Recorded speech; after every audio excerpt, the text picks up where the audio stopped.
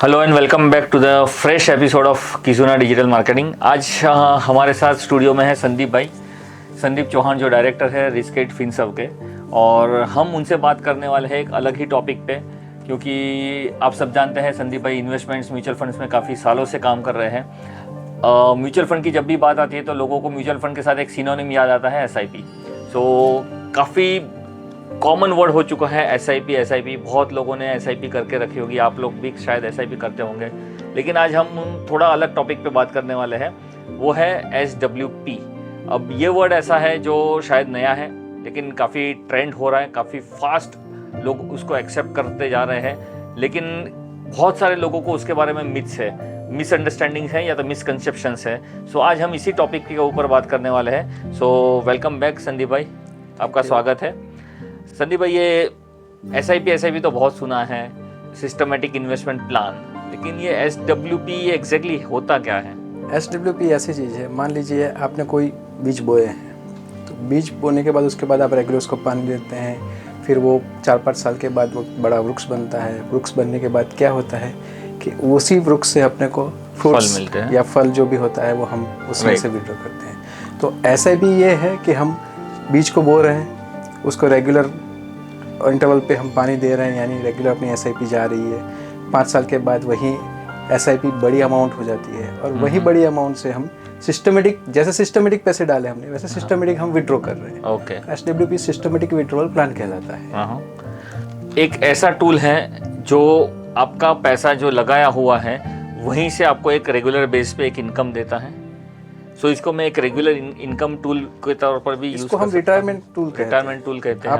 आप मान लीजिए पैसा आप इन्वेस्ट कर रहे हैं रेगुलरली, सर्टेन टाइम के बाद वही पैसे को आप इंटरेस्ट, मान लीजिए कि रेट ऑफ इंटरेस्ट जो चल रहा है मार्केट में FD का, उसी रेट पे आप विड्रॉ करते हैं, तो वो लॉन्ग टर्म के लिए आपको अच्छा रिटर्न देके जाता है। ग्रेट, यानी आपकी कैपिटल भी बढ़ती है एज वेल एज आपका रिटायरमेंट का प्लानिंग भी हो जाता है। वाह, सुपर। सो ये एक ऐसा टूल है जहाँ पर इक्विटी लिंक्ड रिटर्न्स तो मिल ही रहे हैं, वो कंटिन्यू ही रहेंगे, और उसी में से मेरे पास एक रेगुलर फिक्स्ड इनकम आती है। इसको हम विड्रॉवल फिक्स बोल सकते हैं, लेकिन आपका कैपिटल जो होगा, आपकी फंड वैल्यू जो होगी, वो ऊपर नीचे हो सकती है। करेक्ट। तो आपकी विड्रॉवल फिक्स है, लेकिन मैं फिक्स विड्रॉल अमाउंट ले सकता हूँ मेरे महीने के खर्च के मुताबिक। मतलब कि ऐसा समझ लीजिए कि मैंने एक अगर रियल एस्टेट प्रॉपर्टी बाय कर ली है, तो उसमें से जो रेंटल इनकम आ रही है वही यहाँ पर आएगी, लेकिन यहाँ पर इक्विटी लिंक्ड रिटर्न्स के साथ मुझे मिलेगा। Yes, absolutely. ग्रेट। सो आमतौर पर आप कैसे लोगों को एडवाइस देंगे, कैसे लोगों को SWP में जाना चाहिए? मान लीजिए किसी के पास एक लमसम पैसा पड़ा है, उसका पैसा अभी तक इक्विटी में लगा ही नहीं, लेकिन कोई 50 लाख की FD लेकर बैठा है या 1 करोड़ की फिक्स डिपॉजिट है, और इसमें से इंटरेस्ट अर्न कर रहे हैं, और उसी में से उनका मंथली एक्सपेंसेस भी निकल रहा है। सो वो सही तरीका है, या उनको म्यूचुअल फंड में पैसा लगाने के बाद SWP करना चाहिए, वो है और क्यों? SWP FD से थोड़ा हटके चीज़ है। यहाँ पे क्या होता है, आपकी कैपिटल एप्रिसिएशन भी होती है।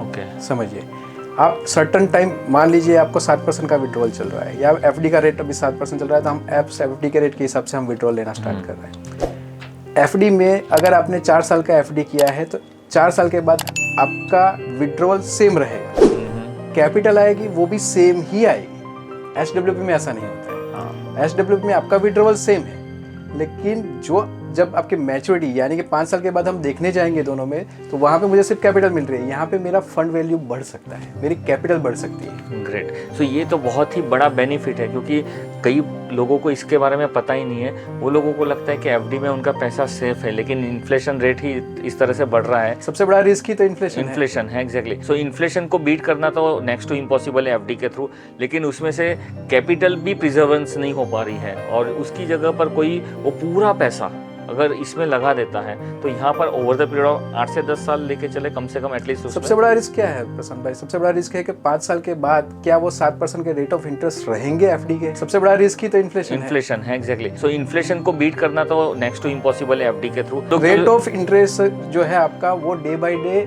कम होता है, डिक्लाइन हो रहा है। यस, ठीक है। तो अब 7% अभी आपको अच्छा लग रहा है, लेकिन 5 साल के बाद वही रेट ऑफ इंटरेस्ट 4% आ गया, तो आप क्या करोगे? बिल्कुल। सो ये तो देखा गया, और जितनी भी डेवलप्ड कंट्रीज हैं, फॉरेन कंट्रीज में तो रेट ऑफ इंटरेस्ट काफ़ी कम है। इकोनॉमी ग्रो होगी तो आपका रेट ऑफ इंटरेस्ट कम होना ही होना है। यस, और मुझे अभी भी याद है कि मेरे पिताजी ने कॉर्पोरेट बैंक में एफडी की थी 1996-97 में, उस समय 12.5% का इंटरेस्ट उनको बैंक एफडी पे मिल पीपीएफ रहा क्या था। दे रहा था? हाँ, 12% ही दे उतना रहा ही था दे ना रहा उस है, टाइम। जो घट के आधे से कम हो गया। 7 पॉइंट समथिंग आ गया है। Right right. तो सबसे बड़ा रिस्क ही तो वही है कि इंटरेस्ट रेट कम होने वाले हैं। तो जो लोग हेसिटेट हो रहे हैं अभी भी म्यूचुअल फंड के थ्रू एसडब्ल्यूपी करने के लिए, उन लोगों के लिए आपकी क्या सलाह है? उन लोगों को सलाह तो मैं क्या दे सकता हूँ सर, इसमें एक ही चीज़ समझनी चाहिए कि अगर 5 साल के बाद अगर सेम रेट पे अगर एफडी आपको देने वाली है तो आप कर दीजिए, लेकिन अगर 5 साल के बाद सेम रेट नहीं मिलने वाले हैं ना, तो आपको लॉन्ग टर्म बेनिफिट जो दे रहा है ना, जैसे एसडब्ल्यूपी है, म्यूचुअल फंड में सबसे ज़्यादा अच्छा चल रहा है, तो एसडब्ल्यूपी में आपके पास पेंशन टाइप का जो चीज़ है तो वो वही है कि आपको ये आने वाले, जब तक आपका कैपिटल ख़त्म नहीं होता, जब तक आपकी फंड वैल्यू ख़त्म नहीं होती है, तब तक आप वो पैसा आपको फिक्स रेट पे मिलता रहे। एक और ऐसी बिलीफ है लोगों में कि एसडब्ल्यूपी से मतलब जो करते हैं एसडब्ल्यूपी, उससे आपकी कैपिटल कभी ख़त्म ही नहीं होगी, क्या ये सच है? क्योंकि एक टाइम के बाद आपकी कैपिटल जीरो हो जाएगी ना, क्योंकि एसडब्ल्यूपी क्या है? Systematic withdrawal plan. तो सिस्टमेटिक विड्रॉवल कैसे होगा? वो होगा आपके कैपिटल एज वेल एज आपका प्रॉफिट। तो कैपिटल प्लस प्रॉफिट दोनों विड्रॉल होंगे। तो जब स्टार्ट हम पैसा डालने के बाद सीधा एसडब्ल्यूपी स्टार्ट करेंगे तो सबसे पहले हमारा कैपिटल से ही ज़्यादा पैसा जाएगा। आप समझिए, जैसे हम लोन में ईएमआई भरते हैं, तो ईएमआई सबसे पहले हमारा क्या जाता है? सबसे ज़्यादा जैसे इंटरेस्ट सबसे ज़्यादा जाता है। फिर सर्टेन टाइम आने के बाद क्या होता है कि भाई मेरा कैपिटल में ज़्यादा पैसा जाएगा। तो यहाँ पे क्या सबसे पहले क्या विड्रॉल होगा? कैपिटल ज़्यादा विड्रॉ होगी। कैपिटल के विड्रॉ होने के बाद क्या होगा? प्रॉफिट उतना ही बढ़ गया होगा कैपिटल जितना, तो एक सर्टेन टाइम के बाद वो प्रॉफिट ही विड्रॉ होने वाला है। तो आपका कैपिटल कभी खत्म नहीं होगा ऐसा नहीं बोल सकते, लेकिन आपकी फंड वैल्यू कभी खत्म नहीं होगी। फंड वैल्यू कभी खत्म नहीं। यस। अगर मान लीजिए आप सबसे बड़ा प्रॉब्लम क्या हो रहा है कि लोग समझ नहीं रहे, लोग बोल रहे हैं कि विड्रॉल एसडब्ल्यूपी में 10% का विड्रॉल पॉसिबल है। वो पॉसिबल नहीं है ना। आपको जरूरत कितनी है वो देखो आप। करेक्ट। आप कंपैरिजन देखने जाओगे, लोग बोल रहे हैं म्यूचुअल फंड में 12% का रिटर्न मिल रहा है, 10% से 12% का रिटर्न मिल रहा है, हम विड्रॉ कर लेंगे। वो पॉसिबल नहीं है ना, क्योंकि फ्रॉम डे वन से आपको वो 12% या 10% नहीं मिल रहा है। कंपाउंडिंग इफेक्ट की बात है। अगर वो कंपाउंड इफेक्ट समझ में आ गई तो कोई प्रॉब्लम ही नहीं। मान लीजिए आप 7% से विड्रॉ कर रहे हैं, अब 3% 10% का रिटर्न मिल रहा है, तो 3% आपकी कैपिटल यानी कि प्रॉफिट में वो ऐड होगा, तो उसके ऊपर भी आपको कंपाउंडिंग रिटर्न मिलने वाला है। तो 5 साल के बाद जब मैं 7% विड्रॉ करूंगा तो मेरा कैपिटल थोड़ा बहुत भी बढ़ा होगा, यानी मेरा प्रॉफिट थोड़ा बहुत भी हुआ होगा, तो मैं ऑटोमेटिकली 7% की जगह पे 7.25% भी मैं ले सकता हूँ, जो मेरा पोस्ट में या एफडी में पॉसिबल नहीं है। करेक्ट। तो ये चीज आज के माहौल में सबसे ज्यादा समझने की चीज यही है कि 5 साल के बाद रेट ऑफ इंटरेस्ट क्या रहेगा। राइट। और म्यूचुअल फंड और इक्विटी मार्केट जो होता है वो लॉन्ग टर्म के लिए ही अच्छा होता है। तो लोग जो बोल रहे हैं कि म्यूचुअल फंड में सेफ कुछ नहीं है, लेकिन अगर आपका होराइजन लंबा है ना, आप पेंशन लॉन्ग टर्म के लिए लेना चाहते हैं, तो उसके लिए सबसे अच्छा ये चीज है। करेक्ट। लोग म्यूचुअल फंड को रिस्की भी मानते हैं, लेकिन मैं ये मानता हूँ कि एफडी करना शायद उससे ज़्यादा रिस्की है। राइट।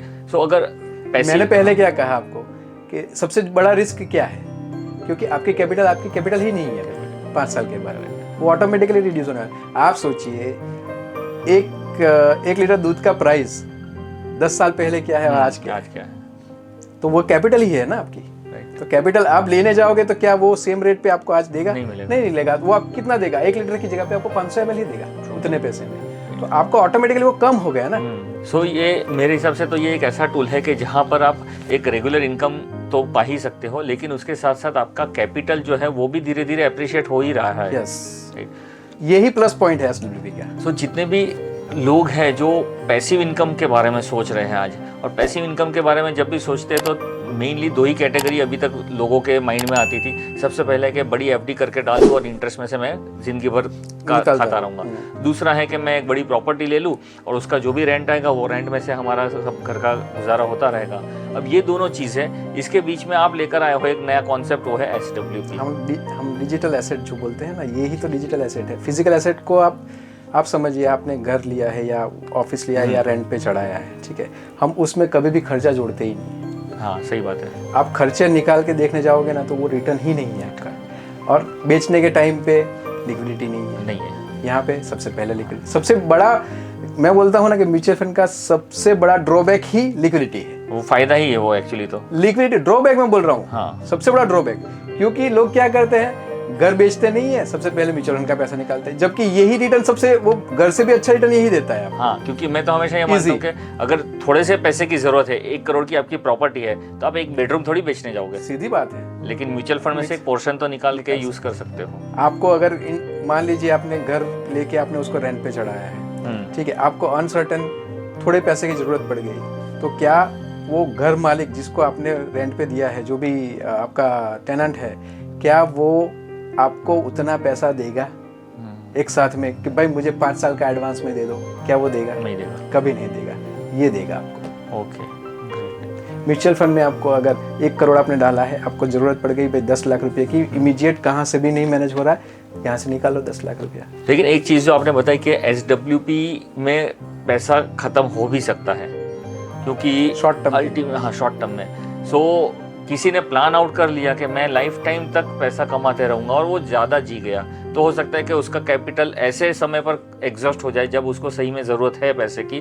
सो उसके लिए ये चीज़ें ना हो, उसकी लाइफ में ऐसी समस्या, ऐसे प्रॉब्लम्स ना फेस करने पड़े उसको, उसके लिए क्या क्या चीज़ों का ध्यान रखना पड़ेगा? से फॉर एग्जाम्पल SWP से आपने बताया कि कैपिटल भी खत्म हो सकता है अगर उसको प्रॉपर रेशियो मेंटेन नहीं किया है। कैपिटल तो खत्म हो सकता है, फंड वैल्यू खत्म नहीं हो सकता। Right, so fund value. लेकिन कई बार ऐसा हुआ कि किसी क्लाइंट की रिक्वायरमेंट ज़्यादा आ गई और एडवाइजर ने उसको बोल दिया कि आप 15% हर साल निकालते रहिए, कभी भी कैपिटल खत्म नहीं वो होता। एडवाइजर ही नहीं है सर। आपको आप कैसे कंपैरिजन करोगे? एप्पल टू एप्पल ही करोगे ना। हाँ। अगर FD में से आपको 7% मिल रहा है और यहाँ से आप 15% लोगे, बट ऑब्वियस ये खत्म हो जाएगा ना। बट सी, मार्केट में लोग इस तरह से भी प्रमोशन कर रहे वो हैं। गलत कर रहे हैं सर, ऐसा गलत नहीं है। हो सकता कभी भी। तो इसलिए तो SWP फेल हो जाती है ना। आपका कैपिटल जल्दी जीरो होने का रीजन क्या है? तो यही तो है। तो एज अ फाइनेंशियल एडवाइजर आपका मेन रोल क्या है इस चीज में? मेन रोल हमारा यही है सर कि हम लोग क्लाइंट को यही सिखा रहे हैं आज के, मान लीजिए आपने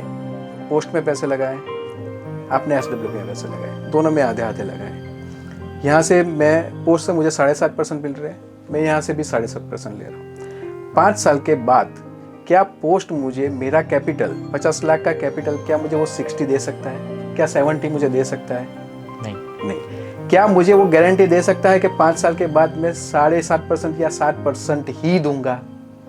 नहीं। लेकिन यहाँ पे जब तक आप पैसा रहने दोगे तब तक 7% तो रहना ही मिलना ही मिलना। बिल्कुल। उसके बावजूद 5 साल के बाद अगर आपका कैपिटल 60 लाख हो गया तो आप 7 की जगह पे 7.25 भी ले सकते हो, या 7.5 भी ले सकते हो।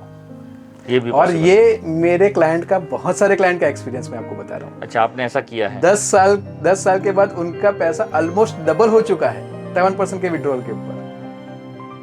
तो हर महीने जो विड्रॉ कर रहे थे ना, आज वो डबल विड्रॉ कर रहे हैं वही अमाउंट है। यानी मान लीजिए उन्होंने 50,000 विड्रॉ कर रहे हैं, आज वो 1 लाख रुपया विड्रॉ कर लें, क्योंकि उनकी कैपिटल ही इतनी बढ़ गई है, उनकी फंड वैल्यू इतनी बढ़ गई है। तो पोस्ट वो नहीं दे सकती, ये दे सकता है।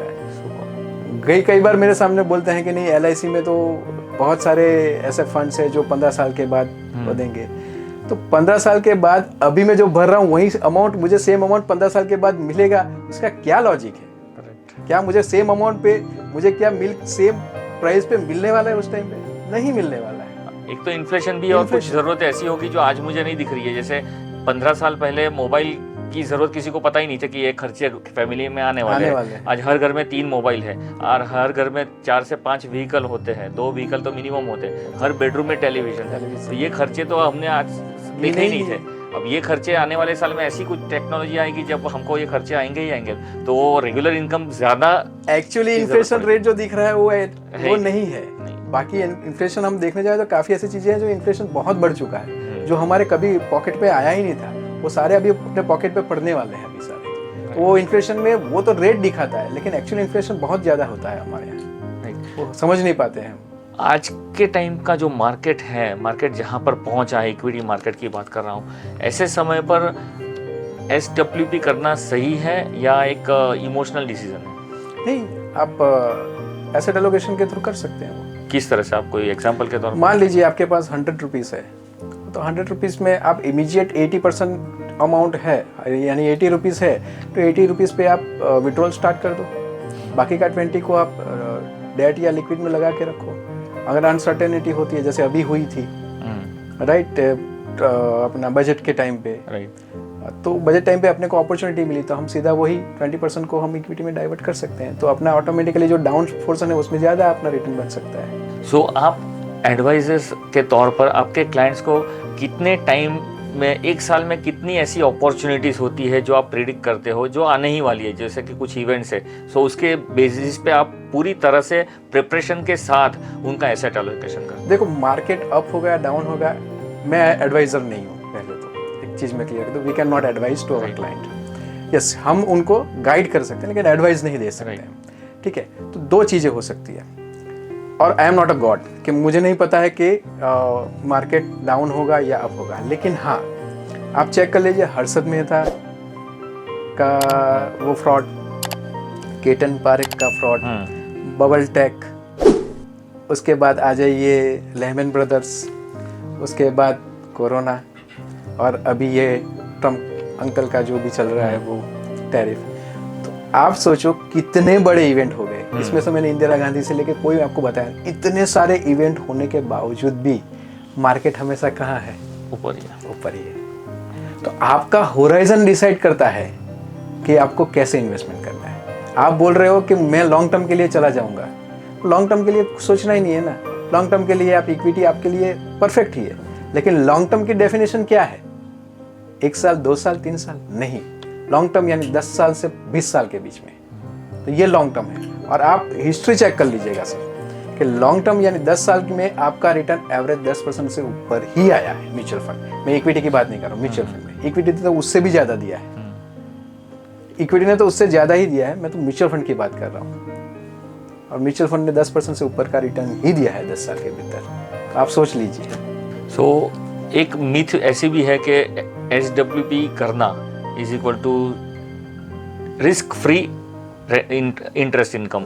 रिस्क फ्री, हाँ, अगर आप पहले 5 साल में देखोगे तो रिस्क है, 5 साल के बाद ऐसा कोई रिस्क नहीं लगता हमको। हो सकता है करेक्शन आ सकता है, कोरोना जैसी सिचुएशन भी आ सकती है, लेकिन वो शॉर्ट टर्म के लिए होती है, 2 महीना 3 महीना। तो जब मार्केट क्रैश होता है या तो अनसर्टेनिटीज आती है तो आपके पास बहुत सारे फोन कॉल्स आते होंगे, है ना? उस समय पर आप आपके क्लाइंट्स के इमोशंस को किस तरह से कंट्रोल करते हो? एक ही चीज़ है कि जैसे कोरोना जैसे सिचुएशन में मैं हर रोज मतलब मेरा फ़ोन बिजी और बिजी रहता था, उसका रीज़न यही था। मैं उनको एक ही क्वेश्चन पूछता है, अगर आप ये पैसा अभी निकालोगे, खर्च करने वाले हो? वो बोल रहे कि नहीं, तो फिर उसको रहने दो ना उसी जगह पे। तो जब उन्होंने रहने दिया तो आज देख लीजिए, आज वो निकालने के लिए बोल रहा हूँ तो भी नहीं निकालते हैं। कुछ लोग SWP करते तो है लेकिन कई बार फेल भी हो जाते हैं, या तो डिसिप्लिन वे में वो कंटिन्यू नहीं होता है, या तो फिर और ज़्यादा कुछ अनड्यू डिमांड्स की वजह से वो फेल हो जाती है। SWP फेल होने का सबसे बड़ा कारण क्या है पता है आपको? उनका रेट ऑफ इंटरेस्ट हायर, मतलब हायर रेट ऑफ इंटरेस्ट पे विड्रॉवल। समझिए, रिटर्न मेरा 10% का बन रहा है और मैं 12% का रिडम्पशन कर रहा हूँ। SWP एक रिडम्पशन ही है, करेक्ट, राइट? अब मुझे मिल ही 10% रहा है और मैं 12% का विड्रॉवल कर रहा हूँ, तो मेरी SWP फेल ही होनी है ना। ओके। जबकि मैं मेरा कैपिटल ज़्यादा निकाल रहा हूँ तो मेरा एक टाइम पे ऐसा आ जाएगा, मेरा कैपिटल फंड वैल्यू दोनों खत्म हो जाएगी। बट सी, जैसे आप ट्रैक करते होंगे आपके इन्वेस्टर्स के रिटर्न्स को, सो कोई साल ऐसा आएगा कि जब मार्केट ने आपको 15-18% रिटर्न दे दिया, कोई साल ऐसा आएगा जब 8% या तो उससे भी कम देंगे, लेकिन over a period of time वो 12% के एवरेज पे 10%। SWP हमेशा 10% ही गिनना चाहिए, वही रिटर्न बनेगा आपका। और SWP में अगर आप विड्रॉ कर रहे हो ना, तो इन्फ्लेशन रेट होता है ना, उतना ही विड्रॉल होना चाहिए। अच्छा, उससे ज़्यादा मत करिएगा कभी भी। मान लीजिए कि एवरेज इन्फ्लेशन रेट क्या है अपना, तो 7%। तो 7% के हिसाब से ही विड्रॉल होना है। आपको क्या करना है? आपको तो इन्फ्लेशन को बीट करना है। ओके, ठीक है। तो मान लीजिए इन्फ्लेशन 6% है, तो आप 6.5% विड्रॉल करो। 7% है, 7.5% विड्रॉल करो। तो क्या ये मान लो कि यही एक सही राइट फॉर्मूला है लॉन्ग टर्म रेगुलर इनकम पाने का, जो कभी भी खत्म नहीं होगी? उसके लिए मुझे इन्फ्लेशन के अकॉर्डिंगली ही मुझे SWP का रेट करना है। 100% इन्फ्लेशन के, क्योंकि इन्फ्लेशन और FD rate near by same रहेंगे आपके। हाँ, करेक्ट। तो FD को तो ऑब्वियसली इन्फ्लेशन बीट कर रहा होगा। मान लीजिए इन्फ्लेशन चल रहा होगा 7%, FD का रेट होगा 7.25% या 7.5%। अभी तो इन्फ्लेशन भी बहुत कम हो गया है, FD के रेट भी बहुत कम हो गए, लेकिन ये रेट सही है। एवरेज रेट पकड़ोगे आप 7% का, तो इन्फ्लेशन का रेट वही है एवरेज। सो आपकी जो भी इन्वेस्टर्स है या अभी जो भी ये वीडियो देख रहे हैं, उनके लिए आपकी अगर कोई सलाह है, ऐसी सलाह के जहाँ पर उनकी वेल्थ बहुत बड़ी बनती रहे और उसके साथ साथ वो एक ऐसी रिटायरमेंट लाइफ एंजॉय करे जो उन्होंने सही में सपने में सोची हुई है कि ऐसा मुझे रिटायरमेंट लाइफ चाहिए, तो उनके लिए क्या सलाह होगी आपकी? आपने एक मूवी देखी होगी प्रशांत भाई, आपको याद होगा, शाहरुख खान की और आलिया भट्ट वाली, हाँ, डियर जिंदगी। ओके, उसमें शाहरुख खान ने इतनी बड़ी बात कही है, छोटे सेंटेंस में उसने कहा है कि हम क्या करते हैं जनरली, टफ रास्ता चुनते हैं। अपने को टफ रास्ता क्यों चुनने का, जब इजी वे, अपनी लाइफ एकदम इजीली चल रही है, इजी वे में जा रहा है, अपना इजी वे में रिटर्न बन रहा है, फिर हम क्या उसमें घुसा देते हैं, हम डाल देते हैं FD को, उसमें डाल देते हैं AIF को ले आते हैं, फिर ले आते हैं सोना को, चांदी को। ये सारी क्यों करना है जब अपनी लाइफ स्मूथ चले? आप अपने आप क्यों पनिश कर रहे हैं? वो बोल रहे हैं ना कि इजी वे में लाइफ चल रही है, तो ऐसा हर बार ऐसा नहीं होगा कि कठिन रास्ता ही आपको इजी अपनी वे पे ले पहुंचाएगा, गोल पे पहुंचाएगा। बात सही है, लेकिन लोगों को सिंपल चीजें पसंद नहीं आती है, तो वो उनका प्रॉब्लम है ना। आप कैसे, आप क्या जस्टिफाई कैसे करोगे? सिंपल वे में ही पैसा बन रहा है सर। मेरा रिकॉर्ड, मेरा 20 साल का मैं निचोड़ बोल रहा हूँ ना, आपका पैसा सिंपल वे में ही बनता है। आपकी बात से मैं 100% अग्री करता हूँ। फिर भी कई बार लोगों को 12% 15% भी रिटर्न दे दिया, उनको कुछ नया चाहिए, फैंसी चीज़ चाहिए, तो मार्केट में जो कुछ नई चीज़ आती है लोग ब्लाइंडली उसके पीछे लग जाते हैं। तो वो तो गोल नहीं पा सकते ना। फिर मान लीजिए आपका इनकम ही 10% है और 20% आप खर्चा करने जाओगे, कहाँ से हो पाएगा? बट फिर भी लोग वहाँ जाते हैं, तो फिर वापस से बैंकरप्ट तो फिर होते वही हैं, होता या है तो ना सर कि धोखा फिर खाते हैं। घर बार सब बेचना पड़ता है। वही बहुत किस्से हैं मेरे पास है, मेरे क्लाइंट के ही किस्से हैं, मैं दूसरे के पास जाता ही नहीं। और वो आज क्लाइंट, वो अभी एक ही स्मूथ वे में काम कर रहे हैं, अपने को कहीं और नहीं जाना है। सिंपल काम करो, SIP करो, सर्टन टाइम के बाद SWP स्टार्ट कर दो। ज़्यादा लालच की आशा मत रखो, सिंपल। वही तो मैं बोला ना, डियर जिंदगी में क्या कहा है, वही कहा है कि क्यों टफ बनने का, इजी वे में काम हो रहा है तो इजी वे में करो। और ज़्यादा पैसा, कई बार ऐसा होता है पैसा कमाने के पीछे इतने पागल हो जाते हैं कि रिटर्न्स चाहिए, रिटर्न्स चाहिए, रिटर्न्स चाहिए, वो रिटर्न्स को यूज़ भी नहीं कर पाते हैं, कभी नहीं यूज़ कर पाते, कभी तो नहीं। आपका ये स्ट्रेटेजी मुझे अच्छी लगी कि एटलीस्ट आप जो रिटर्न कमा रहे हो SWP के थ्रू, आप उसको एंजॉय भी करिए। लाइफ भी एंजॉय करना उतना ही ज़रूरी है जितना इन्वेस्टमेंट करते समय आपने हार्ड वर्क किया है, पैसा कमाया है। आपकी लाइफ में 3 सर्टन चीज़ें हैं, वो सर्टन चीज़ों को आप आइडेंटिफाई कर लो, उसके पीछे लग जाओ। दूसरा क्या करने का, कितनी इजी वे, बाकी का लाइफ का एंजॉयमेंट करो। ग्रेट। वो भी तो जरूरी नहीं। हम क्या करते हैं, अरे सोना बहुत चला है, और उसी टाइम पे अपने को सोना अच्छा दिखेगा जब वो टॉप पे होगा, चांदी उसी टाइम पे, और वो 4 लाख चले जाएगी, घुस जाएंगे, फिर 51% हो जाएगी, तुरंत बेच देंगे। तो कहाँ से कमा पाएंगे आप पैसे? तो ऐसी अपॉर्चुनिटीज आइडेंटिफाई करना वैसे ही डिफिकल्ट है, क्योंकि उगते सूरज को सब प्रणाम करते हैं, वैसा है। लेकिन जब वो सूरज है नहीं, कहीं अपॉर्चुनिटी दिख ही नहीं रही है, ऐसी अपॉर्चुनिटीज आपको शायद म्यूचुअल फंड के थ्रू निकल आएगी, कोई ना कोई इक्विटी स्कीम। वो लोग भी तो है, वो they are the fund managers, मतलब हमसे 100 गुना नॉलेजेबल है, उनके ऊपर छोड़ दो ना। जब हमारा कुछ नहीं होता, हम क्या करते हैं, भगवान को 2 हाथ जोड़ के क्या करते हैं, बैठना, तू ही अच्छा कर देना भाई। बिल्कुल। तो ये भी तो फंड मैनेजर के ऊपर विश्वास रखो ना। में एक चीज़ बहुत कॉमनली सुनने में आ रही है, 1 का 3, 1 का 3, 1 का 3। अब ये 1 का 3 क्या करते हो, मतलब ये gambling है या क्या है? एक वो एक्चुअली बहुत फेमस, मेरे जो ग्रुप है, मेरा जो क्लाइंट बेस है, उसमें बहुत फेमस हुआ चीज़ है ये 1 का 3। 1 का 3 यानी प्रशांत भाई, आप हर महीना 1 लाख की SIP करो 15 साल के लिए, यानी आपने टोटल मिला कि 1,80,00,000 रुपया जमा किया। उसके ऊपर अपने को सिर्फ 10% का रिटर्न, या फिर मान लीजिए 12% का रिटर्न, 12% तो 15 साल के लिए मिलता है, 12% का रिटर्न मिलेगा तो अपना वैल्यू बनेगा 5 करोड़ का। सिंपल। अब 5 करोड़ में से आप 7.25% का विड्रॉल स्टार्ट कर दो, तो आपको कितने का बनेगा वो महीने का? 3 लाख का। अच्छा। और मैच्योरिटी पे वही अमाउंट आपकी कितनी होगी? 70 करोड़। कंपाउंडिंग 12%, 1 का 3, यानी 15 साल तक हर महीने 1 लाख रुपया भरो। 15 साल के बाद उसी महीने 15 साल 16वें साल के पहले महीने से 3 लाख लेना स्टार्ट कर दो। प्लस लीगेसी तो है ही, उसमें तो मैं डिस्कशन नहीं कर रहा हूँ। ग्रेट। तो आप LIC में क्या कर रहे हो, 1 लाख रुपया भर रहे हो, उसके सामने 15 साल के बाद 1 लाख ले रहे हो। यहाँ पे क्या हो रहा है, 1 लाख आप भर रहे हो, 3 गुना आपको मिल रहा है, यानी 1 का 3।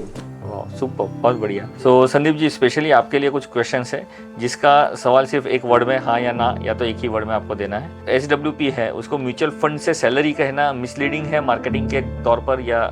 यस, मार्केटिंग के तौर पे आप मिसलीडिंग कह सकते हैं, लेकिन हाँ, रिटायरमेंट के लिए ये सबसे बढ़िया टूल है। SWP में कैपिटल कभी खत्म नहीं होती, ये मिथ है, यस और नो? कैपिटल खत्म हो सकती है लेकिन आपकी फंड वैल्यू कभी खत्म नहीं हो सकती। मार्केट क्रैश के समय SWP कंटिन्यू करना रिस्की होता है, यस और नो? नहीं, नॉट रिस्की नहीं है। FD से बेहतर इनकम ऑप्शन बताकर SWP को ओवरसेल किया जा रहा है, यस और नो? यस, ये किया जा रहा है लेकिन वो विड्रॉल के ऊपर डिपेंड है। हाई विड्रॉवल रेट SWP को फेल कर सकता है, यस और नो? 100%। SWP हर रिटायरी के लिए सुटेबल नहीं है, यस और नो? हाँ, कह सकते हैं जिसका रिस्क एपेटाइट कम हो उसको नहीं करना चाहिए। ग्रेट। SWP में टैक्स बेनिफिट को लोग पूरी तरह से समझते नहीं है, यस बिल्कुल और भी नो? नहीं समझ रहे, बिल्कुल नहीं समझ रहे हैं। बिल्कुल भी नहीं समझ रहे, वो समझ ही नहीं पा रहे। मान लीजिए सबसे ज़्यादा टैक्स एफिशिएंट है SWP, सबसे ज़्यादा टैक्स एफिशिएंट है। उसमें दो ऑप्शन है SWP में, एक है IDCW, दूसरा है आपका रिडम्पशन। यानी पहला जो IDCW है वो आपकी इनकम में क्लब होगा, दूसरा जो है SWP रिडम्पशन है वो आपके शॉर्ट टर्म लॉन्ग टर्म में जाएगा। अच्छा। यानी जिसका 30% से का स्लैब है, जिसकी 12 लाख के ऊपर की इनकम है, उनको हमेशा रिडम्पशन में जाना है। वहाँ पे उनको 12.5% का टैक्स देना है। लॉन्ग टर्म की बात कर रहा हूँ मैं। और जिसका इनकम 12 लाख से कम है, मतलब 12 लाख तक जा रहा है, तो उसको IDCW लेना चाहिए कैलकुलेशन के लिए, क्योंकि वो इनकम में क्लब होता है। तो ये सबसे बड़ा टैक्स का जो बोलते हैं ना कैलकुलेशन, वो सबसे बड़ा कैलकुलेशन है। ये इन्वेस्टर को समझना चाहिए। बढ़िया। SWP लॉन्ग टर्म वेल्थ से ज्यादा शॉर्ट टर्म कंफर्ट देता है, यस? बिल्कुल भी गलत। बिना प्रॉपर एसेट एलोकेशन SWP शुरू करना फाइनेंशियल मिस्टेक है, यस और नो? हाँ, रिस्क अगर नहीं समझोगे तो ये रिस्की है उसका। ऐसा नहीं हो सकता SWP किसी भी स्कीम से हम कर सकते हैं, लेकिन हाई रिस्क में डाल दिया और वहाँ से SWP अपने स्टार्ट किया और करेक्शन आया, तो ये बहुत डिफिकल्ट है उसका बाउंस बैक होना। सो हमेशा SWP अगर करनी चाहिए ना तो हाइब्रिड फंड या फिर बैलेंस फंड में ही करनी चाहिए। ग्रेट। तो वो रिस्क भी देखना पड़ेगा आपको। सो Sandeep ji, thank you so much. आज SWP के बारे में काफ़ी सारी मिथ्स ब्रेक हुई है, काफ़ी सारी मिसबिलीफ्स टूटी है, काफ़ी सारी नई जानकारी हम लोगों को मिली है। सो मैं आशा करता हूँ सभी लोगों को इससे काफ़ी फ़ायदा होगा ज़रूर। और अगर SWP के लिए आपके पास कोई भी सवाल है या डाउट से कन्फ्यूजन है, तो आप नीचे दिए गए नंबर पर या तो ईमेल पर आप कांटेक्ट कर सकते हो, आपको वहाँ से प्रॉपर आंसर मिलेगा। और रिस्क8 का मैं फिर से एक बार धन्यवाद करता हूँ, आप हमारे स्टूडियो पर आए और इतने सारे इन्वेस्टर्स को जो जानकारी दी है, आई एम श्योर उससे उनका रिटायरमेंट तो डेफिनेटली सेफ हो जाएगा। थैंक यू प्रशांत भाई बुलाने के लिए। रियली एक अच्छा प्लेटफॉर्म आपने क्रिएट किया है जहाँ से लोगों को बहुत अच्छी अवेयरनेस मिल सकती है। Thank you so much. Thank you.